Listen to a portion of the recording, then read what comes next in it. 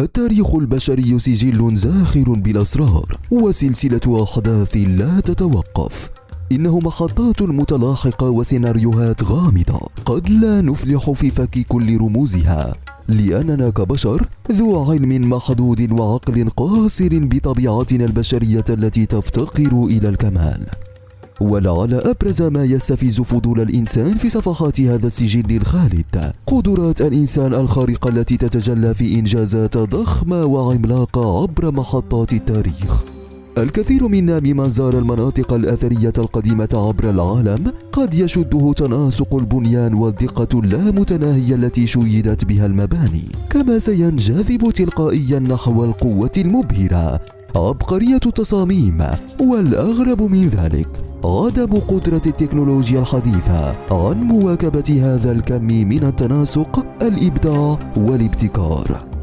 ولابد أن الكثير منا قد تساءل عن عبقرية المصمم الذي وضع الصورة الأولى للمبنى كما انبهر لمن شيده. ومن أمثلة تلك المعالم الخالدة التي تشبه الأسطورة الأهرامات المصرية العظيمة، الآثار الرومانية ذات البوابات الضخمة والقلاع الحصينة التي تتربع على بقاع الأرض، والصخور العملاقة المنحوتة المصفوفة في الكثير من مناطق العالم. معالم تثير في نفسك الرهبة وهي تعانق آفاق السماء وتفوق طولك بمئات المرات. ترى هل بإمكان رافعات اليوم والعتاد الثقيل والمطور اليوم محاكاة هذه الأبنية؟ هل كان الإنسان لينسجها بنفس الدقة والقياسات المليمترية؟ هذا قطعا لا يمكن تصوره ولا استيعابه، لأنها ألغاز حقيقية جعلت الكثير من المؤرخين والدارسين يبحرون في فرضيات كثيرة حول هذا، ويكتشفون أمورا غريبة حول طريقة البناء وصلت بهم إلى افتراض وجود قوى خارقة وراء الأمر. أسئلة كثيرة محيرة تحلق في سماء الفكر وتطرح نفسها بقوة.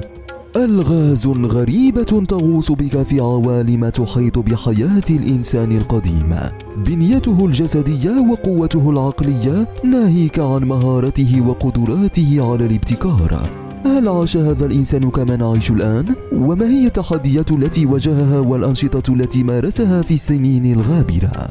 ألغاز مذهلة تزرع في مخيلتك فضولا غير عادي لاستقصاء الحقائق الغامضة وتتبع مراحل عيش الإنسان القديم. كان الإنسان القديم يعيش لآلاف السنين على عكس معدل حياة اليوم التي قد لا تتجاوز 70 في المعدل. ترى ما هي وتيرة النمو التي كان ينمو بمعدلها وينتقل بها من مرحلة إلى أخرى؟ كم كان يقضي في مراحل حياته المختلفة؟ وهل كانت بنيته شبيهة ببنيتنا الهشة وقاماتنا وأوزاننا اليوم؟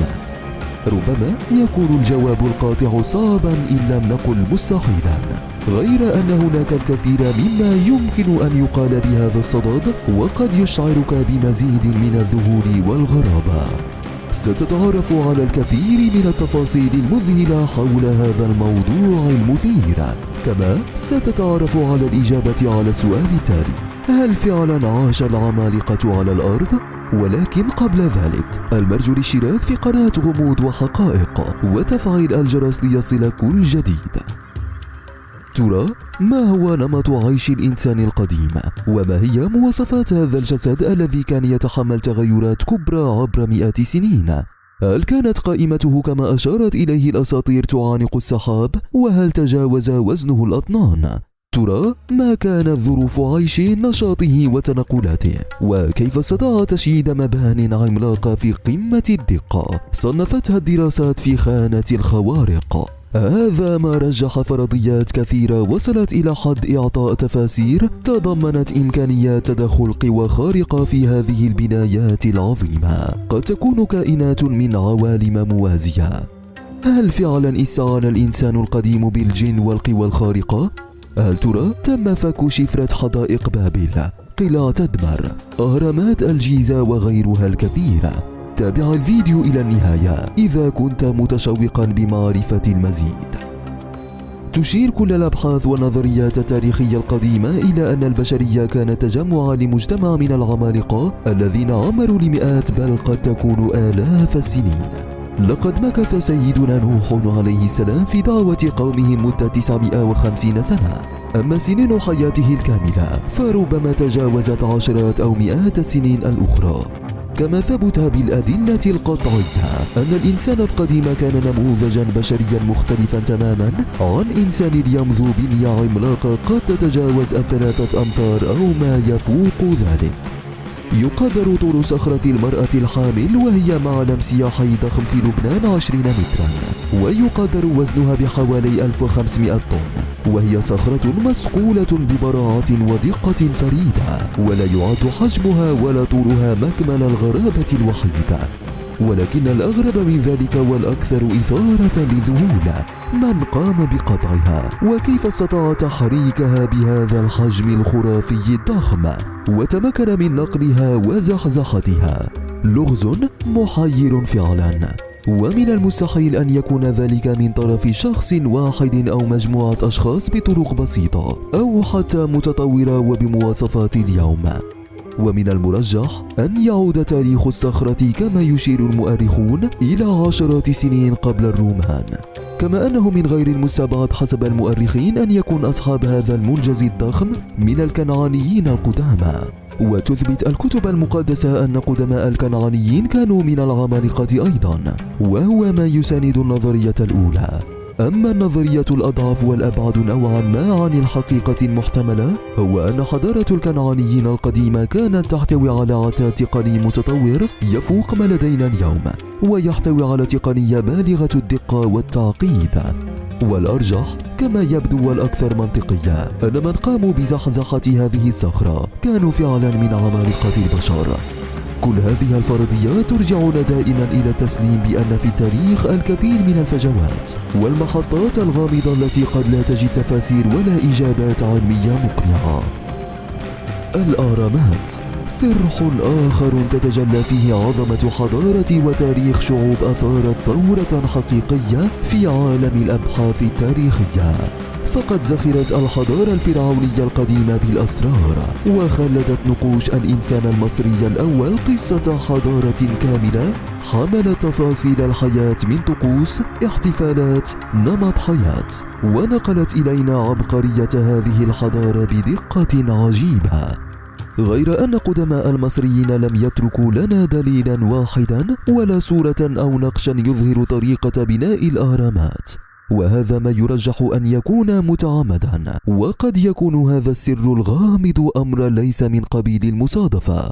إن لوز رفع الصخور العملاقة لارتفاعات شاهقة هو أمر مثير للدهشة ولا يتقبله العقل، فكيف نسي أو تغافل المصريون القدامى عن تخليد هذا الإنجاز العظيم؟